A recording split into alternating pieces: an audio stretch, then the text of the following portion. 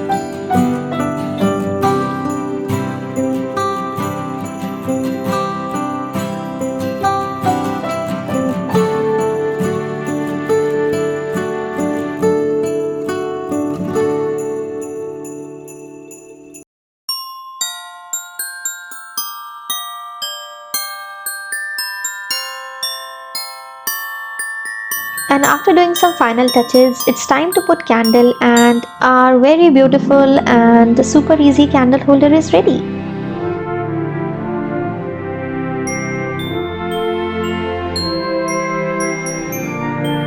It really turned out so elegant, isn't it? And it beautifully enlightened up any corner of the house. Don't forget to mention your valuable feedbacks in the comment section below. And with this dazzling light, wishing you all Merry Christmas and Happy New Year!